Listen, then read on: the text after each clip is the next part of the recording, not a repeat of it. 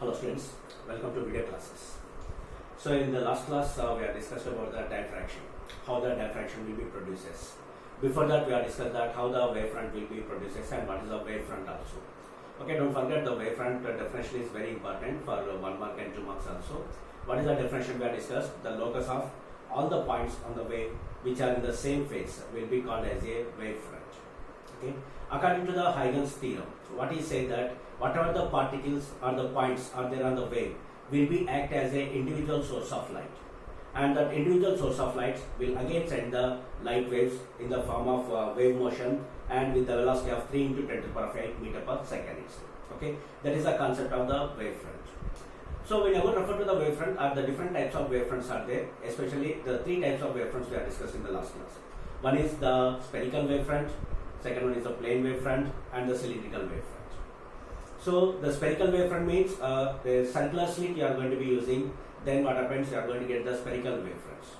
If you want to obtain the plane wavefront, the source should be at long distance, then whatever the spherical wave is coming from that source, that is the long distance source, then what happened, that if a small part of that wavefront if you are going to be considered, then a small part of the wavefront which is coming from the long distance will be act as a plane wavefront.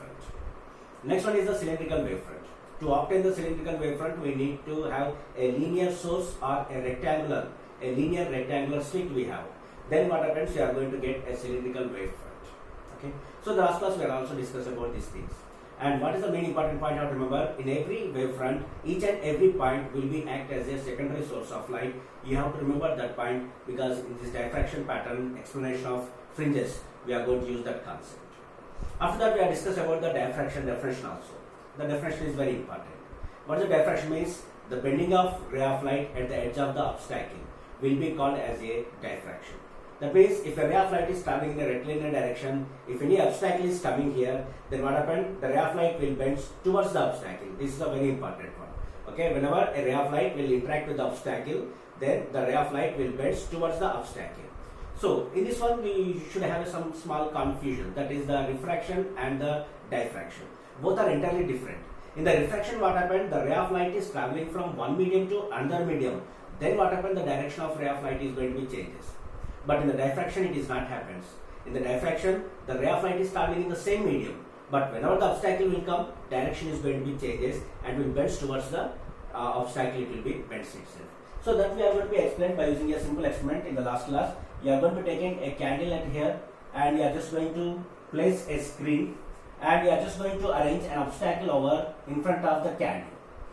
Okay, when I am going to take an obstacle in front of the candle like this, then the light coming from the candle is going to be incident on the screen like this, and it is going to be traveling in this direction, in the rectilinear propagation direction.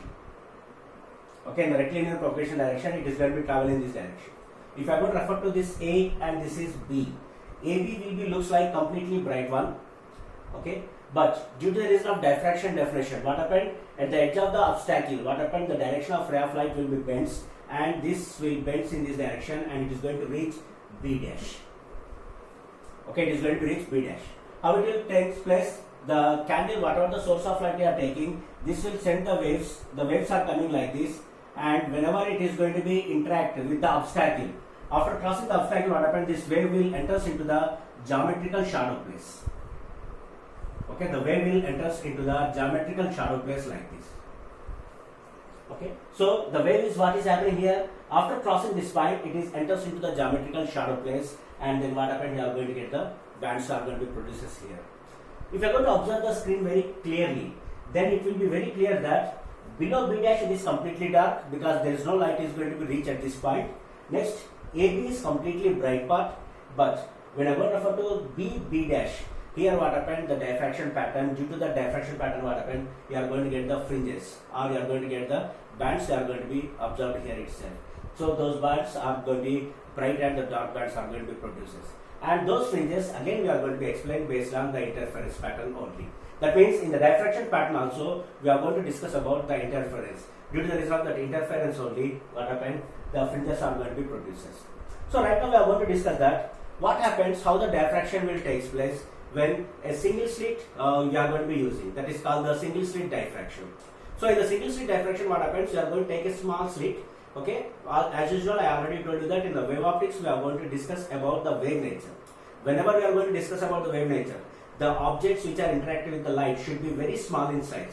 So that means whatever the source, whatever the slit we are going to be taking, that slit width also should be very small. A narrow slit you are going to be taking.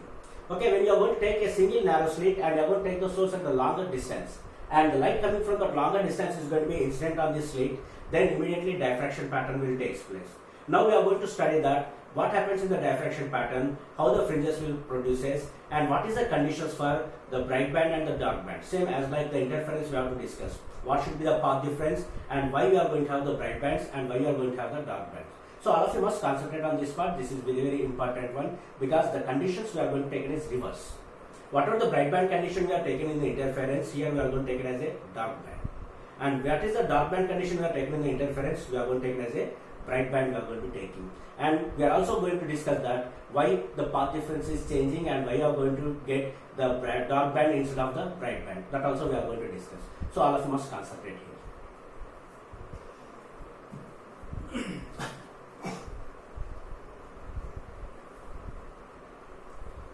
So actually we are going to be discussed in the last class that at the time of interference, what is the conditions we have discussed. First condition is, if you want to produce the interference, definitely minimum 2 number of light sources are required. 2 light sources must be coherent light sources should be required.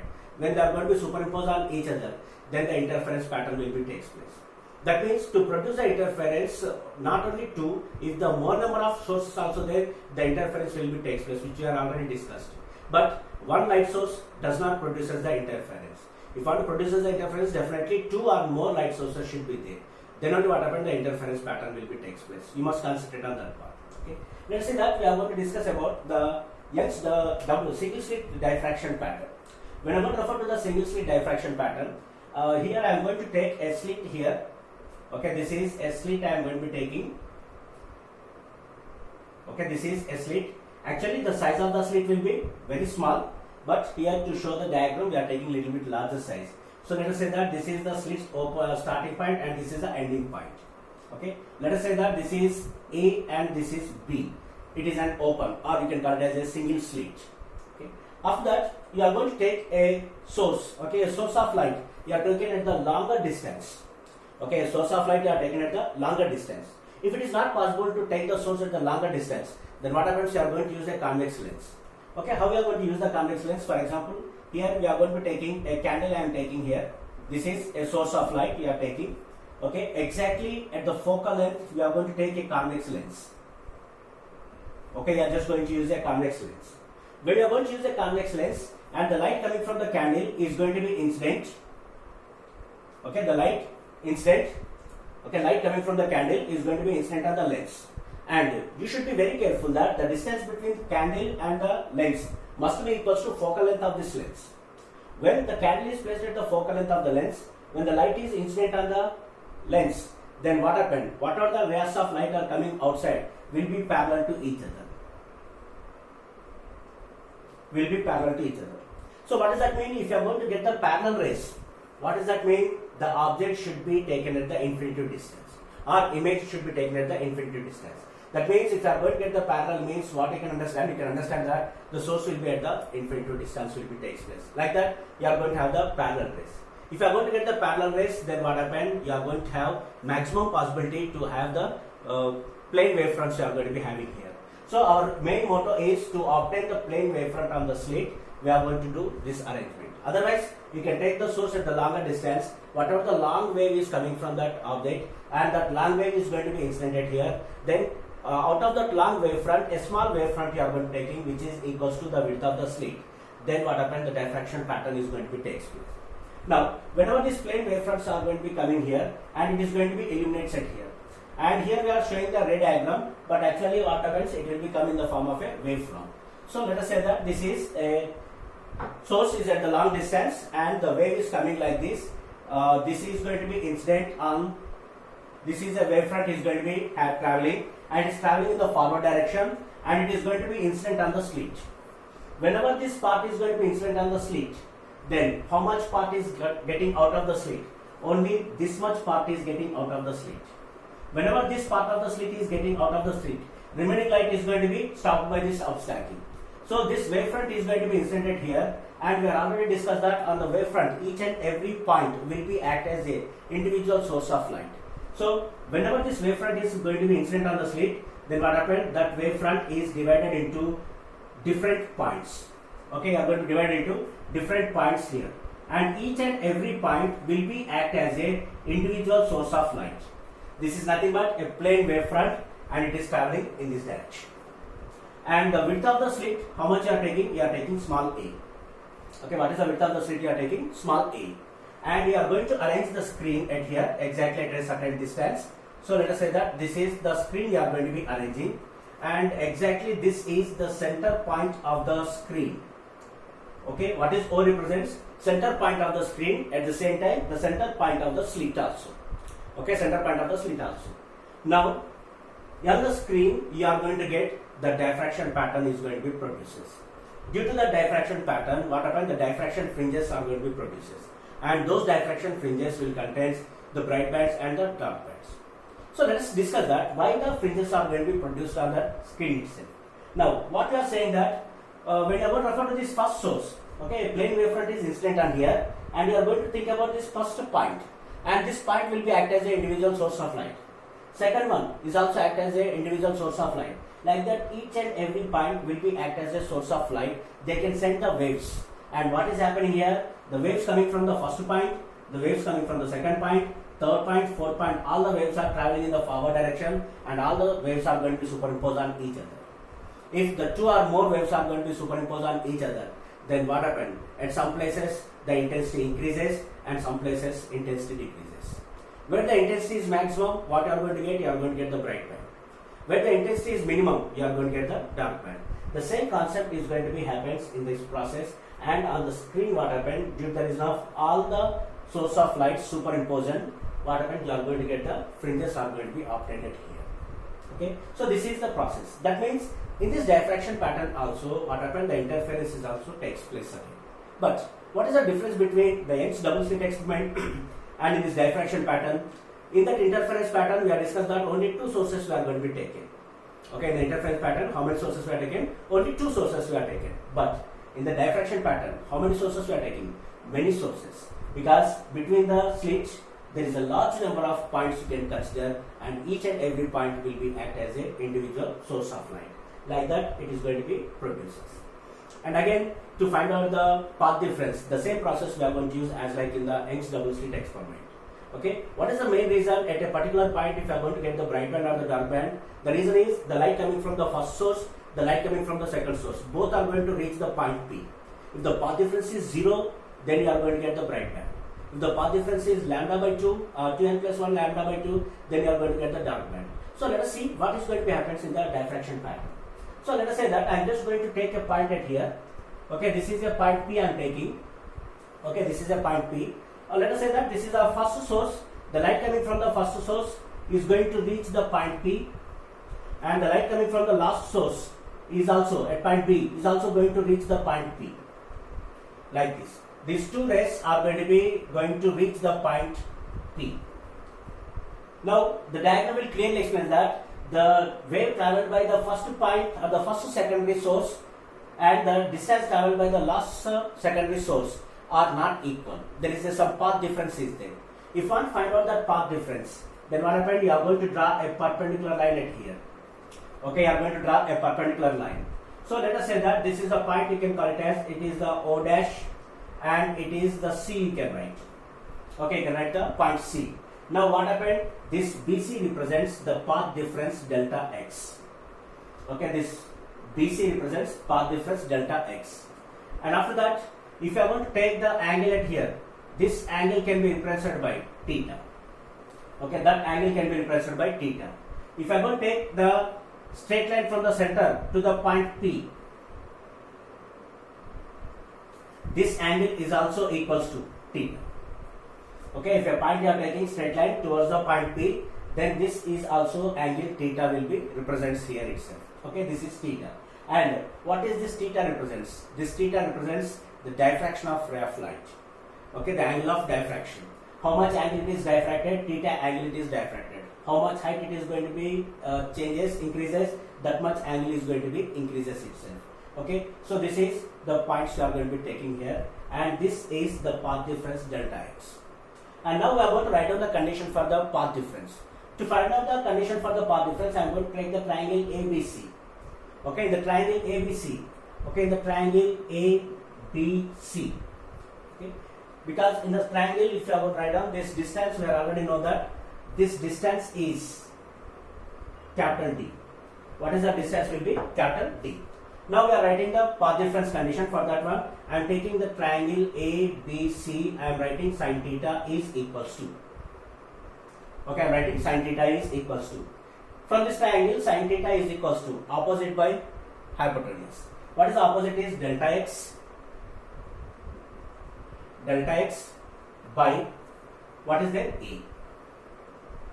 Okay, what is the terms represents here? Theta, the angle of diffraction or the angle of elevation you can take, and delta x is the path difference, and A is the width of the slit. So from that equation, if you can write, that implies A into sin theta. Okay, A into sin theta is equals to delta x. This is the formula to find out the path difference between any two light sources to produce the interference or in the diffraction fringes itself. Okay, A sin theta is equals to delta x. This delta x will decide that whether at that point P you are going to have the bright band or the dark band. And in the diffraction pattern, the conditions are reverse.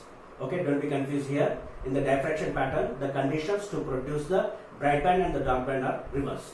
So to produce the bright bands and the dark bands, what is the condition? First you can take, if delta x is equals to or A into sin theta. Okay, A into sin theta is equals to delta x is equals to, if I am going to take n lambda.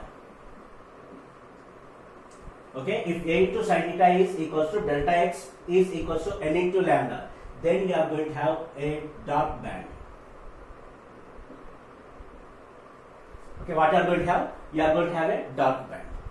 If I get the bright band, then the path difference A into sin theta must be equals to 2n plus 1 into lambda by 2. This is the condition to obtain the bands itself. Okay, A into sin theta is equals to 2n plus 1 into lambda by 2. Then you are going to have the bright band. Okay, these are the conditions to obtain the bright band and the dark band in the case of diffraction pattern. Okay, n lambda you are going to get the dark band, but in interference, if the path difference is n lambda, you are going to get bright band.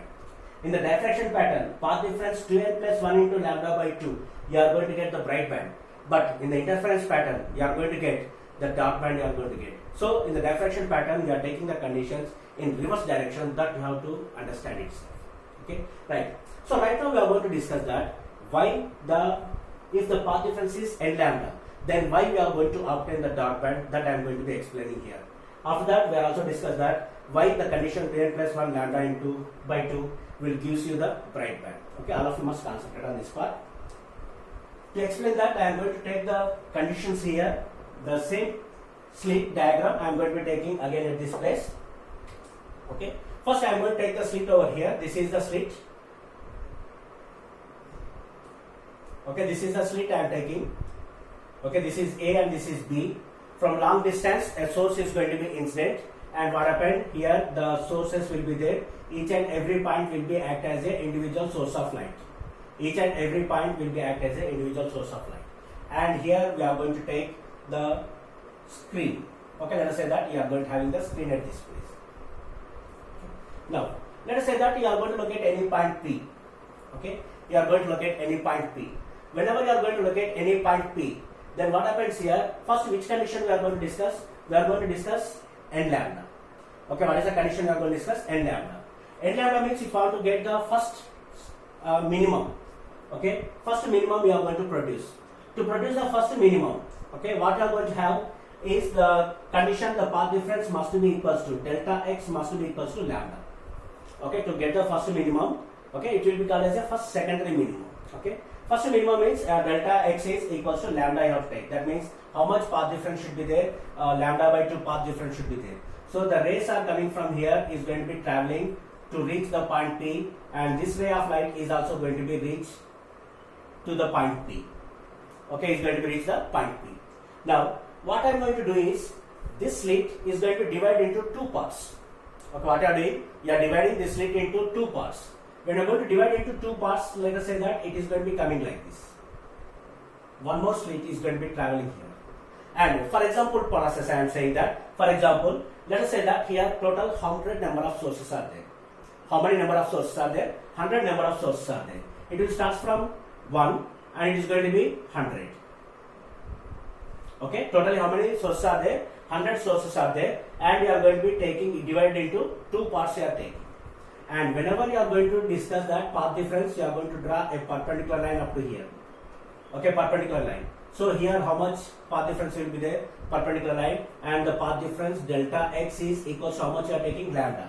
Because you are going to discuss about the first minimum. Okay, you are going to discuss about the first minimum. First minimum means what is the n is equals to you have to take 1. Then what is the path difference will be? Lambda.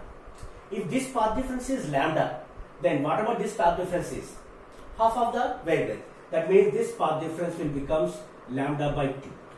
Okay, this path difference will becomes lambda by 2. This part, it is very important, all of you must concentrate. Now, this condition, and we know that why you are going to get the band set here, because the two light waves are going to be superimposed on each other. Then only what happened, you are going to get the bright band or the dark band. And here we are going to discuss about the interference condition. Okay, don't be confused. Here, diffraction condition we are substituted it here, but why the fringes are produced? Due to interference.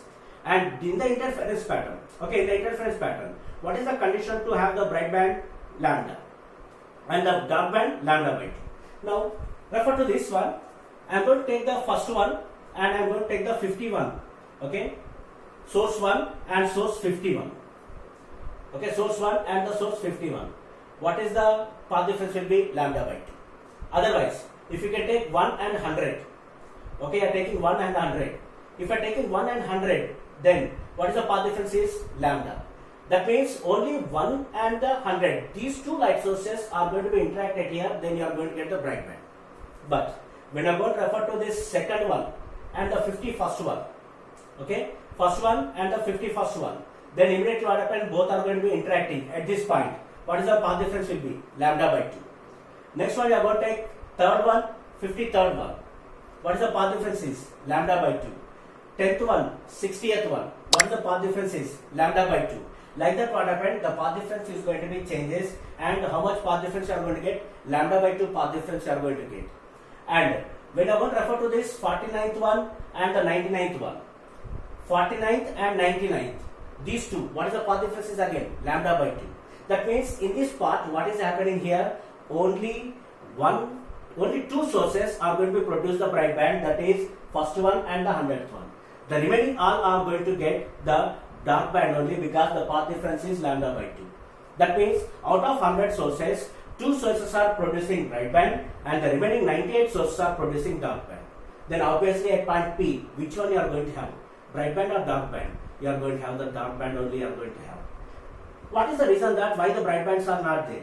The reason is, for example, if you are going to say that this is the first one and this is the 100th one, between these 2 points, what is the path difference is lambda. If I go take the second source and second source want to produce the bright band, how much path difference should be required?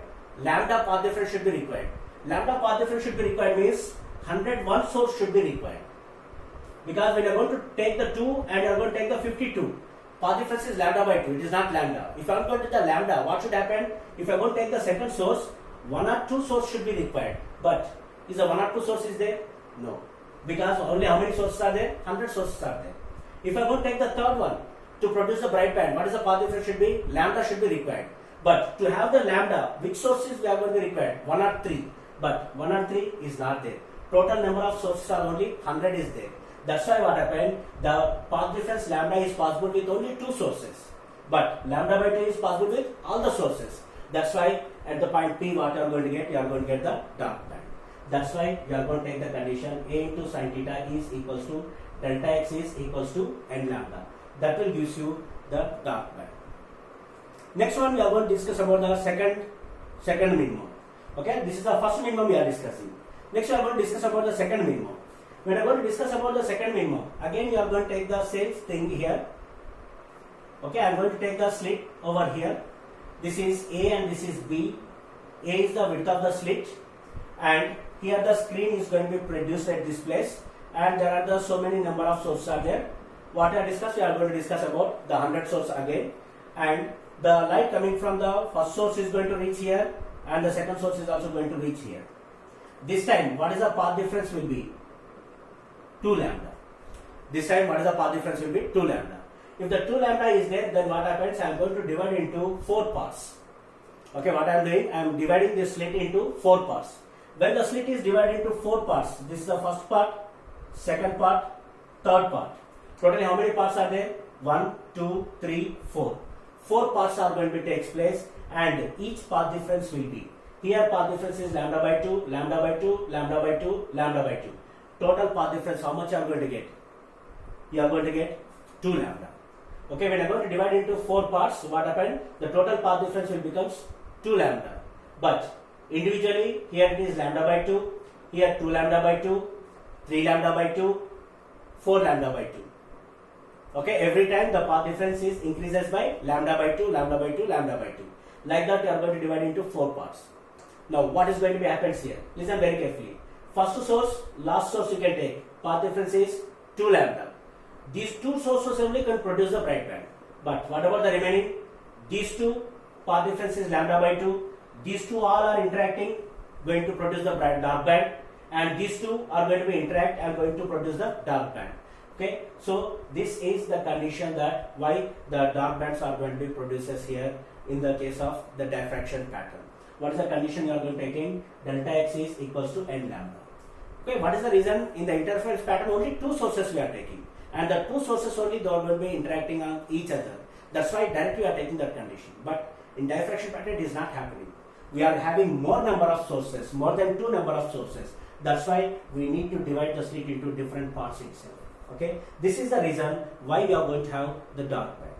Next one, if I am going to get the third minima, what is the condition will be 3 lambda. 3 lambda means the slit will be divided into how many parts? 6 parts you have to divide, and each part the wavelength path difference will becomes lambda by 2.